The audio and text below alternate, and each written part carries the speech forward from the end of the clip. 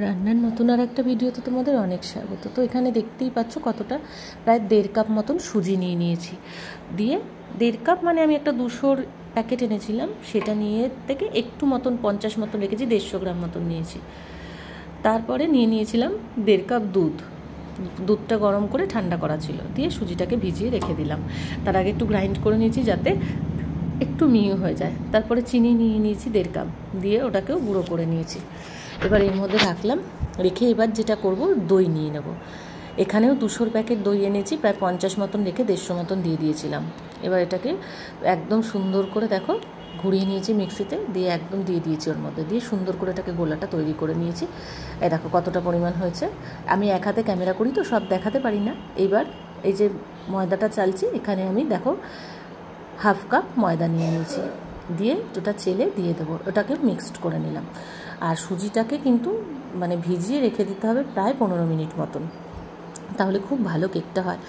আজকে মানে আমার বরের জন্মদিন ছিল 17 তারিখ, তো ওকে নিরামিষ কেক দেবো বলে, সোমবার পড়েছে, নিরামিষ কেক দেবো বলে এটা বানিয়েছি, একদম নিরামিষ। এরপর সাদা তেল দিয়ে দেবো 1/2 কাপ, দিয়ে ওটাকে খুব ভালো করে আবারও মিক্সড করতে থাকবো। মেশানোর উপর কিন্তু কেক নির্ভর করে, ঠিক আছে। আর নিরামিষ কেক যদি এত সুন্দর হয় কি বলবো, আর ডিম দিয়ে কেক খেতে ইচ্ছা করবে না। এরপর দিয়ে দিলাম খাবার সোডা, যে পরিমাণ খাবার সোডা দিলাম তার 1/2 নুন দিয়েছি, আর ওই চামচে 2 চামচ দিয়ে দিয়েছি বেকিং পাউডার, দিয়ে খুব ভালো করে এটাকেও আবার মিক্সড করে নেবো। দেখেছো কীভাবে করছি মিক্সটা, ঘুরিয়ে কেটে দিচ্ছি মধ্যেখান থেকে, একই দিকে ঘুরিয়ে কেটে দিচ্ছি। এইভাবে করলে কেকটা খুব ভালো ফোলে এবং সুন্দর হয় একদম সব দিক থেকে।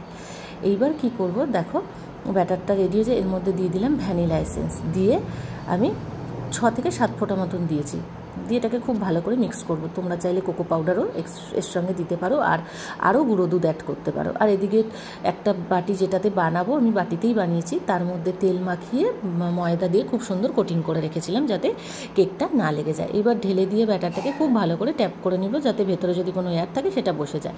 এবার এই যে কড়াইটার মধ্যে প্রিহিট করে নিয়েছি, দিয়ে বসিয়ে দিলাম আমি, দেখো বসিয়ে দিলাম বাটিটা। এবার ঢাকা চাপা দিয়ে 15 মিনিট কুক করব। প্রথমে করার পরে আমি কাজু কিশমিশ উপর দিয়ে সুন্দর করে সাজিয়ে দেবো, নাহলে না ভেতরে ঢুকে যেত। তারপরে আরও প্রায় 30 মিনিট মতন একদম লো ফ্লেমে কুক করব, ব্যাস সুন্দর কেক রেডি হয়ে যাবে।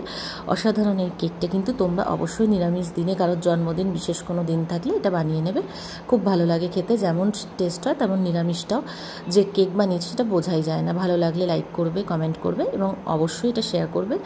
যারা এখনও করেনি এভাবে কেক, তারা করে খেতে পারবে, তাদের খুব কাজে দেবে। এটা গোপালের পুজোতেও দিতে পারবে, বা এছাড়া যে কোনো ঠাকুরকেও তোমরা দিতে পারো, খুব ভালো লাগবে। দেখো সবাই সুস্থ থেকো, ভালো থেকো, আবারও দেখা হচ্ছে নতুন আর একটা ভিডিওতে। ততক্ষণের জন্যে টাটা সবাইকে। আর আমি তো কেকটা তোমাদের তুলেই দেখাতে ভুলে গেছি, যাই হোক চলো দেখিয়ে নিই। দেখো একদম সাইড থেকে নিজে থেকেই খুলে গেছিলো, এত সুন্দর বেক হয়েছে যে কি বলবো। এই যে উল্টে নিলাম, দেখো জাস্ট একটুকু কোনো অংশে লাগেনি। এবার আমি কেকটা কাটার জন্য রেডি করে ফেলবো, কিছুই না, জাস্ট সাজানোই আছে। ছুরি দিয়ে দেবো পাশে একটা ঘরে, আর একটা মোমবাতি জ্বালিয়ে নেবো, ব্যাস। দেখো শুধু কেকটা কেটে তোমাদের দেখাই, স্পঞ্জি ভাবটা দেখো, একদম দেখলেই বুঝতে পারবে, এই স্বাদ যেন মুখে লেগে থাকার মতন। তো চলো এবার পুরোটাই ভিডিও শেষ করলাম, টাটা, ভালো থেকো সবাই।